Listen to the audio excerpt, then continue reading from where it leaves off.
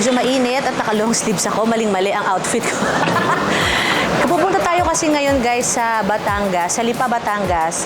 Isang farm yon ng kaibigan namin ng manager ko na si Ma'am Kate, si Mamu. Matagal na akong nakarating dun sa farm na yon. Siguro mga 2011 or 2012, nakapanalo ko lang po ng Star Power. Nakarating na po ako doon dahil sinurprise nila ako sa birthday ko sa farm nila Ate Freda, nila Bella.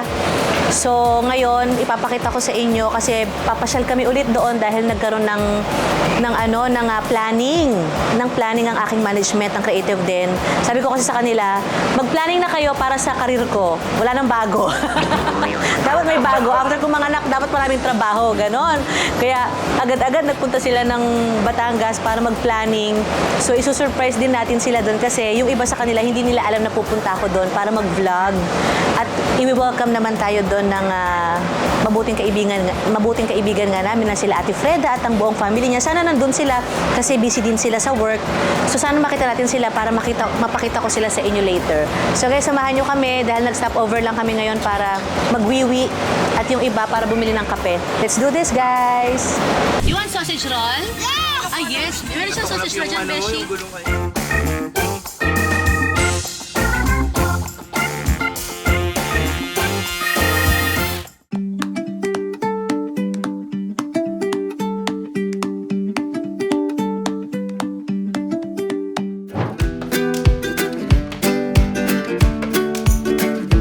We're here, guys! Thank you, Kuya! Hi, Kuya! So, ito na nga mga ka-twinkle. Ah, ano to? Flowers. Kaya nga, alam ko flowers. Para saan? Flowers. Para sa'yo. Ano flowers? Iniisip ko, sabi ko, bakit? Birthday ko naman birthday, ha? Bakit birthday? Para saan? Kuya Alan! Ngayon lang ako nakabalik ulit dito. Bakit may pa-flowers kayo? Hi, Kuya Alan. Babe, si Kuya Alan, babe. Kamusta, Kuya? Salamat. Si Kuya Alan, yung mga katugid, kanina ko pa sinasabi sa inyo, si Kuya Alan, sila yung may-ari nitong farm na to.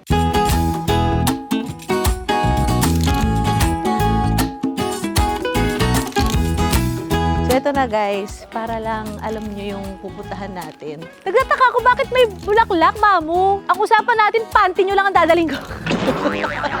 Pakisabay naman yung panty ko, sabi niya.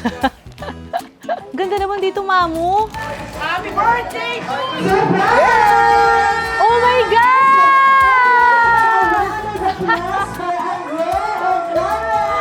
Hoy! Ang ganda!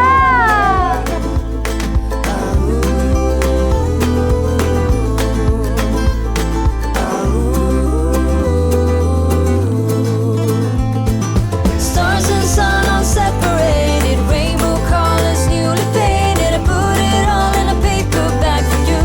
Hoy! Teka lang, hindi ako nakapagpa-make up! Bakit ganon? Eka, oh, Ate Freda!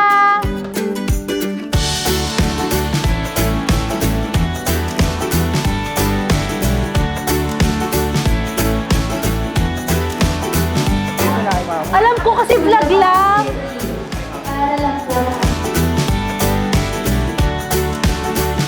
Papunta kami ng Baguio, kaya ganito yung outfit namin.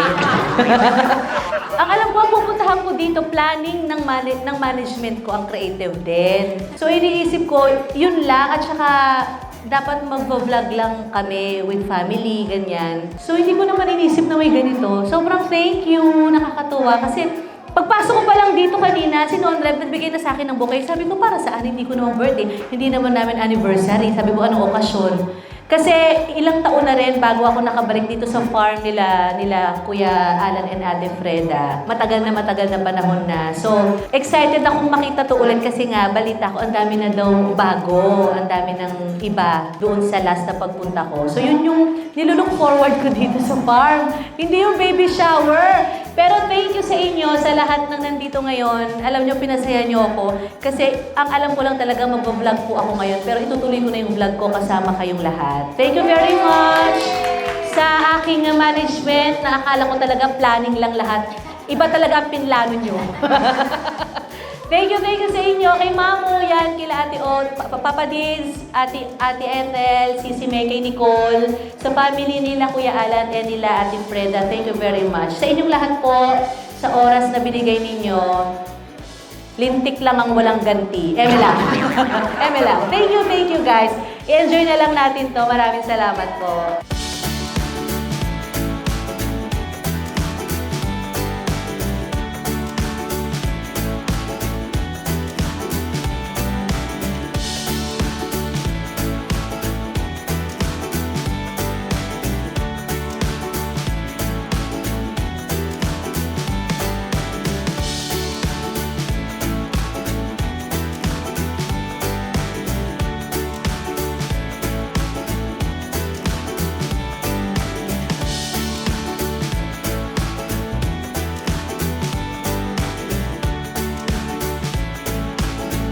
So, ang gagawin ng dalawang team, paunahan po yung makauwi ng Manila ngayon.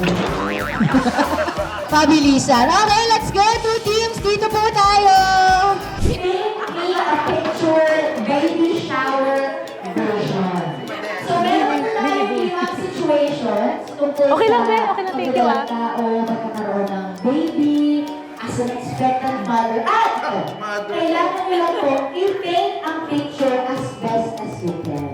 Yun talaga po, makaka-impress si Lonred at si Angge dahil sila po ang judge natin for the Galingan nyo, i-premyo to.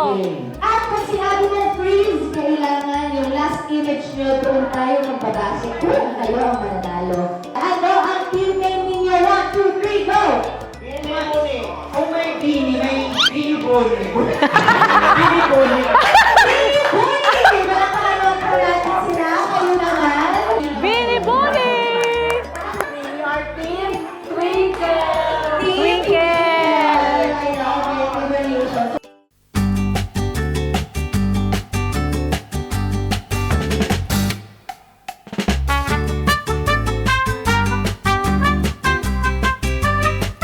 Ay, magulo!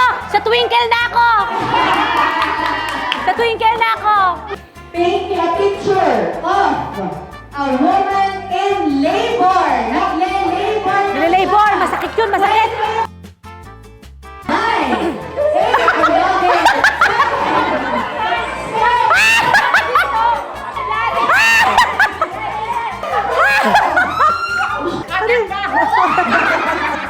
Bakit parang tinutuli mo siya?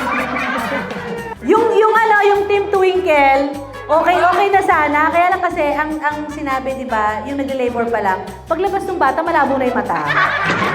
Team Bini Buni!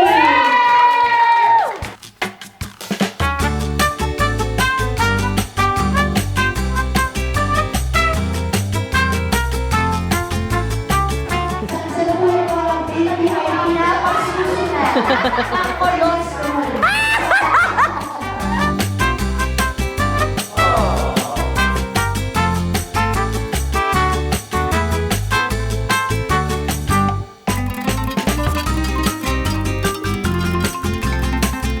Ngayon, each period, kailangan po isusuot ang logo sa loob ng damit na parang buntis. Go! Go, Bes! Hey, won't you Bilisan po ng pabilisan. Ayoko na. Kailangan po mag-iihi. Ayun dyan, oh. Pwede pong nakatayo. good luck? Yeah, gotta put on my favorite song. I need a Patay. Hindi na kailangan. Ano pa ba? O, susunod muna. Laban! just can't get my eyes off you. Maybe we will regret this, but tomorrow is another day. And I will do anything, I will do anything. Nonek! 1, go! Good morning! Yes! Ah!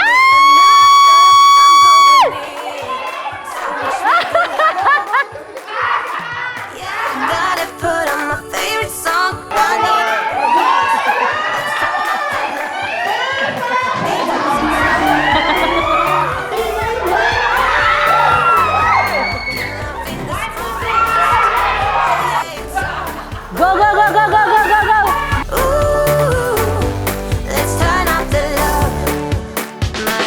nawawala pa isa doon para di nanalo. Parang may nagwawala sa loob. Bakit ako nanalo? Saya nila.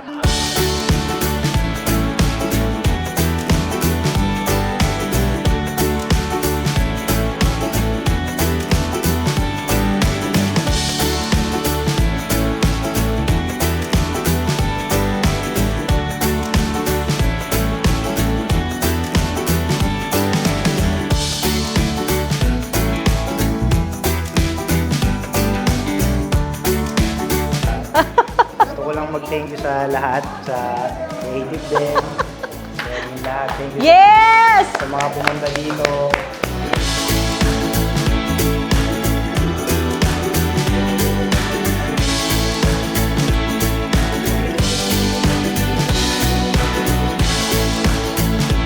And syempre gusto namin pasalamatan, of course, mga Katwinkle, thank you very much po sa CEI, Creative Events and Ideas. Thank you very much, Juan Carlo the Caterer. Maraming salamat. Sa Little Bunny, thank you. Salamat po sa Grazing Table, Grazing by Katrina. The Passion Project, maraming salamat. At syempre sa host natin, ilang beses na rin naging host natin si Andrea sa mga events natin.